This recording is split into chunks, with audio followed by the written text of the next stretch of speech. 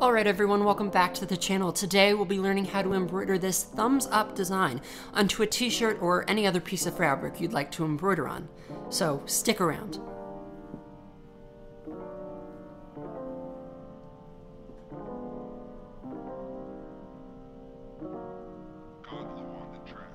Alright, so supplies I'll be using for today's project include a plain t-shirt, but you can use any fabric you want to embroider on. I'll also need a pair of scissors, an embroidery hoop, any size will do as long as it fits the design, embroidery floss, a pencil, and some needles. Now I'll also be using a light board so I can trace my design, as well as the printout of the design itself. If you want to use this design and follow along, you can find a downloadable print-off version of the design in the description box below. First, I power on my light board and get it all ready to start tracing. Now because a shirt is 2 layers, front and back, it might be a little too thick to see through the light board. So instead of just placing the shirt on top, I instead sandwich the light board inside of the shirt. Now, if you don't have access to a light board, you can easily trace your design a different way. If your shirt's thin enough, you might not even need a light board and can still sandwich the design inside of the shirt and trace away. Now, if you're using a thicker material and can't see through it, you can also charcoal rub the back of the design or rub it with a regular pencil, set it on the shirt where you'd like it to be, and then go over the lines of the design with a ballpoint pen or another sharp object.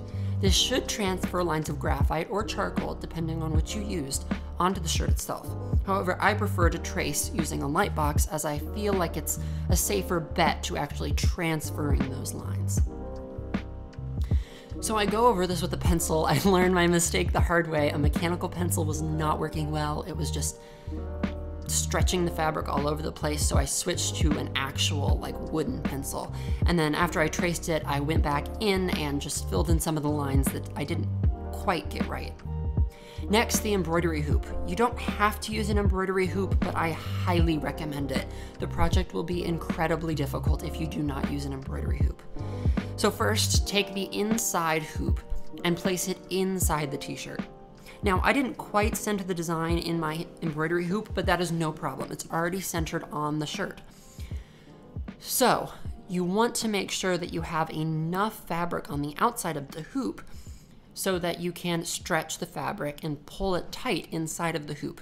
So make sure that you don't have big gaps in your hoop. Next, stretch the fabric. Now, depending on the shirt you're using, you might not want to pull it taut.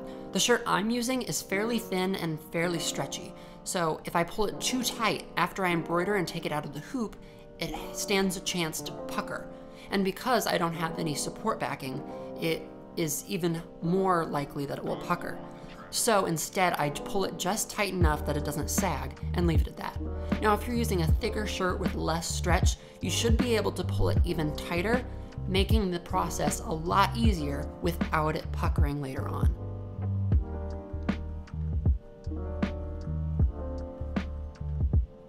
All right, so first grab your embroidery floss. Now, there's a difference between regular thread and embroidery floss. Embroidery floss can be separated. Most embroidery floss comes in 6 strands. Most people like to separate their embroidery floss depending on how thick they want their embroidery lines to be. For today's project, I recommend separating the thread into 2 lengths of 3 strands. Now, how we load the needle up, this will actually lead to us having 6 strand lines. Usually when I cut my embroidery floss, I pull out about 2 arm lengths of embroidery floss, and then I separate it. Now when you're separating the floss, be really careful. If you go fast, it'll knot up so quickly. So just go very, very slowly. And when I say slowly, I mean slowly. It might take a while, but just do it. You're not gonna want it, you don't want it to knot. Then you want to thread the floss through the needle till the needle's about halfway down that length. Then take the 2 ends and tie them together in a knot. It's as easy as that. And now you have about an arm length's worth of embroidery floss that's 6-stranded or 3 strands doubled. Now we start the actual embroidery. I'm using what's called a back stitch, which is incredibly common and incredibly easy. So You first come in from the bottom of the embroidery hoop, and then you go the length of what you want your first stitch to be. Now, you might be tempted to do incredibly long spans of thread and be done with the project quickly, but I highly recommend against it. I do stitches at most that are about a pinky's width in length or less. Simply because if you do too long of a strand, it will buckle and be loose, and it just will not look good. It will come apart, and it will just not look good. It will not be solid. So instead, do smaller stitches. So you go forward however long you want to go. And then when you go back under, you go forward again from underneath how far you want to go. Pull it up, you have a gap from where the needle came up to where the last stitch ended. So how do you cover that? You go back through the last hole you made at the end of that first stitch. This creates a long, connected, seamless line. And this is why the back stitch is so popular. It's simple and it creates a very smooth line. It's also great for embroidering curves and circular objects because it stays connected the entire time. Granted, the better and smoother the curve happens when you do smaller and smaller stitches. So depending on what you want it to look like, if you want very smooth curved lines, go with smaller stitches. If you don't care as much, you can use bigger lengths of stitches all along. But don't go too long, it will pill. So now in this, I do not tie a knot properly. I spent about 15 minutes trying to tie off this embroidery thread, and it did not work. So do not pay attention here. I will show you how to properly tie a knot, but this is not that moment. I really, really struggled. I actually ended up taking fabric glue at the end of it and just fabric gluing that thread down because it was not tying. So don't do that. Tie it properly. I'll show you how later on in the video. Now, really quickly, I just want to say I created this design, so if you want to use it, that would be wonderful. It's in the description box below for you to download and print at home.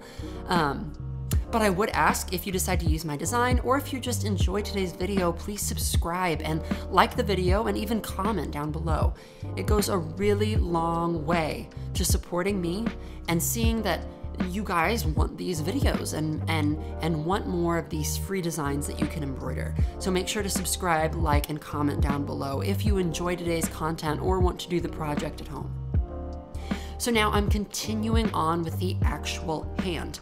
This whole project will be done with the back stitch. There is one thing I want to say that I learned very early on in embroidery. If you're using a thinner, stretchier material, you can't just pull really, really tight when you get done with a stitch. Because if you do that, once you take it out of the embroidery hoop, it will buckle and wrinkle and it will not look good. But I did learn a way around this so you don't have to use supportive backing. This is really easily done. Every time you make a stitch that's visible, as in you can see the embroidery floss on top, not necessarily underneath, but on top.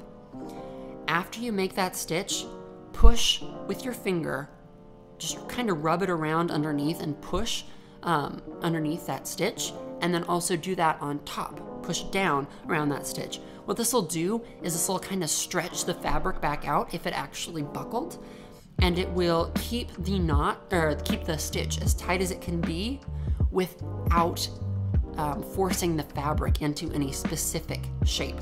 Now, it might look a little loose to you, but trust me, there's no other way to get it this tight if you're using a fabric this thin. If you're not using supportive backing, it will buckle, and you do not want that. It will ruin your project. It'll lead to massive wrinkles in the middle of your design. So please, if you're doing this on thinner, stretchier fabric without backing, push up underneath the stitch and above the stitch, pushing down just to loosen up the fabric. And you don't have to push hard. You don't want to loosen how tight you got that fabric in the hoop. So just do it very gently until the fabric stretches out. So that's it for today's video. I hope you enjoyed. This was a super fun project for me to do. It turned out great. If you liked today's video, make sure to subscribe, like the video, comment down below. Let me know if you do this project, how it turns out for you, and I'll see you next time. Bye.